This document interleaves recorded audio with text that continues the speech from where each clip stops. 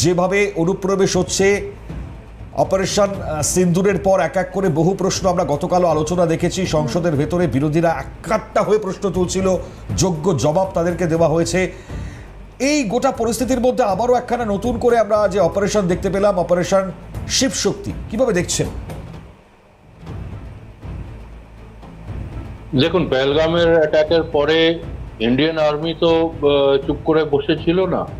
আমরা যদি খবরের টাইমলাইন যদি দেখি, তাহলে পেহেলগামের ইনসিডেন্টের পরে এটা বোধহয় চতুর্থ না ফিফথ না সিক্সথ অপারেশন, যেটাতে মিলিটেন্টস কে মানে খোঁজ করে ওদেরকে এলিমিনেট করা হয়েছে।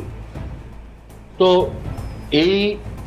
এই যে প্রসেসটা, এটা তো কন্টিনিউয়াস প্রসেস, এটা তো কখনো থামবে না। বা পেহেলগামের আগেও থামেনি, এখনো থামবে না। অনুপ্রবেশ ইনফিল্ট্রেশনও একটা হিস্টোরিক্যাল ফ্যাক্ট, এটা হতে থাকে। আর আমাদের যে বর্ডার পেট্রোলিং এটসেট্রা হয়, প্লাস ট্রুপস যারা আছে অ্যান্টি ইনফিল্ট্রেশন মোডে যারা ডিপ্লয়েড আছে, তাদেরও এই বেসিক টাস্কিং যে ইনফিল্ট্রেটারদেরকে এলিমিনেট করা। তো এখন ইন্ডিভিজুয়াল অপারেশনসকে একটা একটা করে নাম দেওয়া হয়। যেমন এই যে মহাদেবের আপনি কথা বলছেন, মহাদেবেরটা তো কাশ্মীর ভ্যালিতে হয়েছিল। এইটা যেটা শিব শক্তি বলছেন, এটা হচ্ছে অ্যাক্রস পীর পাঞ্জাল, মানে জম্মু ডিভিশনের মধ্যে পুঞ্চ, রাজৌরি পুঞ্চ সেক্টরে। তো মানে আলাদা আলাদা জায়গায় অনেক রকমের, নর্থ কাশ্মীরে অপারেশন হয়েছে, সাউথ কাশ্মীরে অপারেশন হয়েছে। তো এইটা একটা কন্টিনিউয়াস প্রসেস, এটা চলতে থাকবে। কর্নেল ভাদুরী, আমি শর্মিষ্ঠা রয়েছে আপনাদের সঙ্গে। এই মুহূর্তে আর একটা প্রশ্ন, এই যে সেক্টরগুলো আমরা দেখি, পুঞ্চ, রাজৌরি, আখনুর, এই সমস্ত সেক্টরগুলো আমরা দেখি যে খুব গুরুত্বপূর্ণ।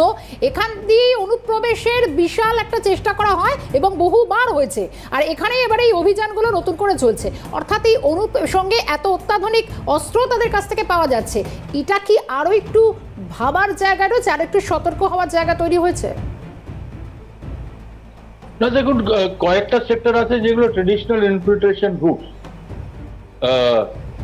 জম্মু ডিভিশনে এই রাজৌরি, পুঞ্চ, আখনুর, এগুলো হচ্ছে ট্রেডিশনাল ইনফিল্ট্রেশন রুট। কারণ এখান দিয়ে ওরা আসে, এসে পীর পাঞ্জাল রেঞ্জেস ক্রস করে সাউথ কাশ্মীরে ঢুকে তারপরে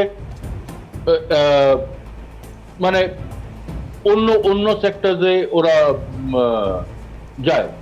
সেন্সিটিভ এরিয়া শুধু, মানে এটা হচ্ছে জম্মু ডিভিশনের কথা বললাম। আবার কাশ্মীর ডিভিশনে তংধার আছে, কুপওয়াড়া আছে, আবার গুরেজ সেক্টরও আছে, যেখান থেকে ইনফিল্ট্রেশন রুটস আছে, ট্রেডিশনাল ইনফিল্ট্রেশন রুটস। তো অ্যান্টি ইনফিল্ট্রেশন ট্রুপস নিজের রোলে থাকে। জঙ্গিরা যে কোনো পিকিউলিয়ারলি মানে স্পেশালাইজড কোনো অত্যাধুনিক হাতিয়ার নিয়ে ঢুকছে, সেটা আমার কাছে কোনো খবর নেই, বা আমি সেটা নোটিস করছি না। Standard AK-47 rifle, ammunition etcetera তো ওদের স্ট্যান্ডার্ড, ওটা সবাই মানে নিয়ে ঢোকে। আর প্লাস এখন কি হয়ে গেছে, 35-40 বছর ধরে ইনসার্জেন্সি চলছে। অবশ্যই এদিকে ওদিকে জঙ্গলের ভেতরে হাইড হাউস আছে, স্টক পাইল কিছু রাখা আছে, মাটির মধ্যে পুঁতে রাখে, ওইগুলোও তো মানে ওরা অ্যাক্সেস করতে পারে।